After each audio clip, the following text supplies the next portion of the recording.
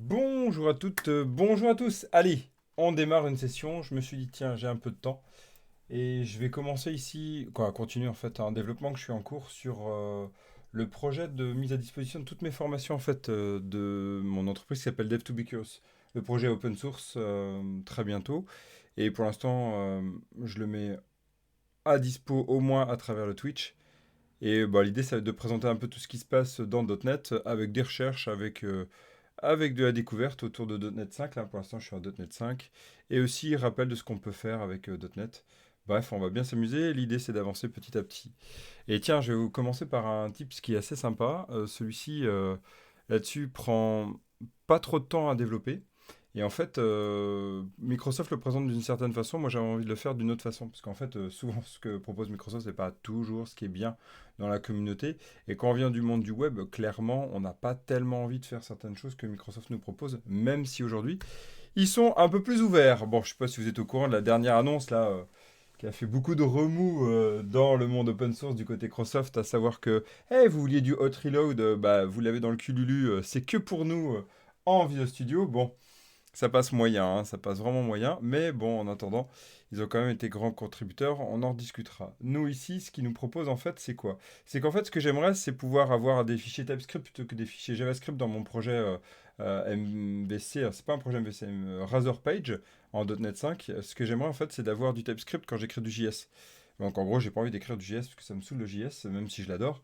Donc, ce que je me dis, ça pourrait être super sympa, ça va être de, au contraire, d'aller chercher à plutôt utiliser du TypeScript. Alors comment faire? Ce que nous propose Microsoft, ça va être un système qui va être basé sur Grunt, Gulp, tous ces greux. Pas du tout envie. Moi, je viens du monde du web aussi, même si j'ai fait du .NET bien avant le web. Euh, en tout cas, d'avoir fait du web. Et je me suis dit, bah, ce qui pourrait être sympa, en fait, c'est d'utiliser plutôt NPM. Donc, ce que j'ai fait, c'est que j'ai d'abord fait un NPM init sur mon projet. Ça m'a permis d'avoir un package ici.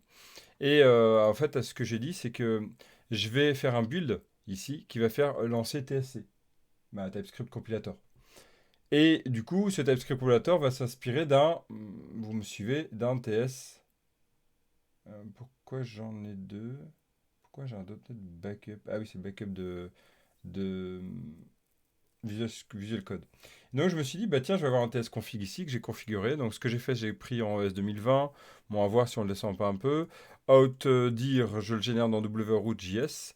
Et là, ici, je prends le DOM et la partie US20 parce qu'en fait, je générais pour qu'elle soit du JS utilisable dans mon web. Et je prends comme fichier le main.ts. Bon, je parle d'un petit point qui est super chiant avec ça, on en discutera, il faudra peut-être utiliser Webpack par la suite. Mettons qu'on n'a qu'un seul fichier JavaScript, donc je vous montre dans la partie script ici, on va vraiment avoir cette partie-là. Et du coup, bah là c'est mon fichier JavaScript normal, hein, on dirait du JS, hein, mais c'est du JavaScript. C'est du TypeScript. Et du coup ici, je me suis dit, bah, ce qui serait sympa en fait, c'est d'utiliser cette commande-là sur mon package, donc faire npm run build, et de pouvoir lancer ça directement lorsque je compile. Et donc je suis allé le faire. Je suis allé dans mon CSproj, parce que vous savez que maintenant tout est revenu sur le CSproj, hein, c'est plus le project.json. Et donc depuis le CSproj, ce que j'ai fait, c'est que j'ai dit, écoute, bah, moi je m'inspire, je vais prendre cette commande, la npm install, et je vais prendre le package JSON au démarrage. Alors vous verrez, il vous proposera d'installer une extension. Et puis bah, je génère tout ça dans un fichier tranquillou, dans un dossier tranquillou pour savoir si tout a été bien installé. Et après, si et seulement si mon npm install a bien fonctionné, je vais faire avant la compilation un npm run build. Et voilà, ça y est, c'est fini.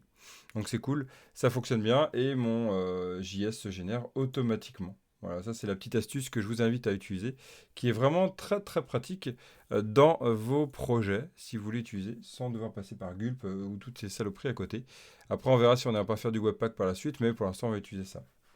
Voilà, bah, restez connectés sur ça, et puis de toute façon on en reparlera. Moi je vais continuer le développement.